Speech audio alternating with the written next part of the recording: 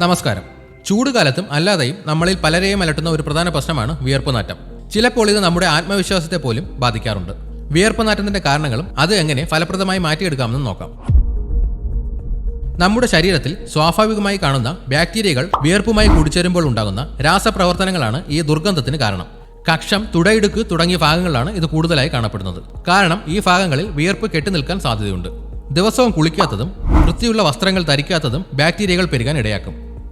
ഉള്ളി, വെളുത്തുള്ളി, മസാലകൾ, എരിവുള്ള ഭക്ഷണങ്ങൾ, കാപ്പി, മദ്യം എന്നിവയുടെ അമിത ഉപയോഗം ശരീര ദുർഗന്ധത്തിന് കാരണമാവാം. കൗമാരപ്രായം, ആർത്തവ വിരാമം, ഗർഭകാലം തുടങ്ങിയ സമയങ്ങളിലെ ഹോർമോൺ മാറ്റങ്ങൾ വിയർപ്പ് കൂട്ടാനും ദുർഗന്ധമുണ്ടാക്കാനും സാധ്യതയുണ്ട്. പ്രമേഹം, തൈറോയ്ഡ് പ്രശ്നങ്ങൾ, കരൾ രോഗങ്ങൾ, വൃക്കരോഗങ്ങൾ, ചില അണുബാധകൾ എന്നിവയും വിയർപ്പുനാറ്റത്തിന് കാരണമാവാം. ചില മരുന്നുകളുടെ പാർശ്വഫലമായും വിയർപ്പുനാറ്റം ഉണ്ടാകാം. ഒരു സ്പ്രേ ബോട്ടിലിൽ തുല്യ അളവിൽ ആപ്പിൾ സിഡർ വിനിഗറും വെള്ളവും ചേർത്ത് മിക്സ് ചെയ്യുക. കുളിച്ച ശേഷം കക്ഷത്തിലും കൂടുതൽ വിയർക്കുന്ന ഭാഗങ്ങളിലും ഇത് സ്പ്രേ ചെയ്യുക.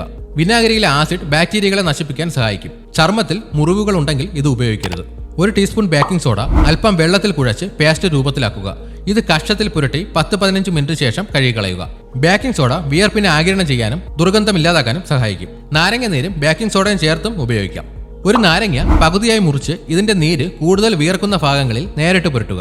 10-15 മിനിറ്റിന് ശേഷം തണുത്ത വെള്ളത്തിൽ കഴുകിക്കളയുക. നാരങ്ങയിലെ സിട്രിക് ആസിഡ് ബാക്ടീരിയകളെ നശിപ്പിക്കും. വെയിലത്ത് പോകുന്നതിന് മുൻപ് ഇത് ഉപയോഗിക്കരുത്. ചർമ്മത്തിൽ അസ്വസ്ഥത ഉണ്ടാക്കാൻ ഇത് കാരണമാകും. ആര്യവേപ്പിലയിട്ട് തിളപ്പിച്ച വെള്ളം തണുപ്പിച്ച് കുളിക്കാൻ ഉപയോഗിക്കുക. അല്ലെങ്കിൽ ആര്യവേപ്പില അരച്ച് പേസ്റ്റാക്കി ശരീരത്തിൽ പുരട്ടി കുറച്ചു കഴിഞ്ഞ് കുളിക്കുക. ആര്യവേപ്പിന് ആന്റി ബാക്ടീരിയൽ ഗുണങ്ങളുണ്ട്. കുളിക്കുന്നതിന് മുൻപ് അല്പം മഞ്ഞൾപ്പൊടി വെള്ളത്തിൽ കുഴച്ച് ശരീരത്തിൽ, പ്രത്യേകിച്ച് കക്ഷത്തിലും കഴുത്തിലും പുരട്ടുക. 15-20 മിനിറ്റിന് ശേഷം കുളിക്കുക. മഞ്ഞളിന് അണുനാശിനി ഗുണങ്ങളുണ്ട്.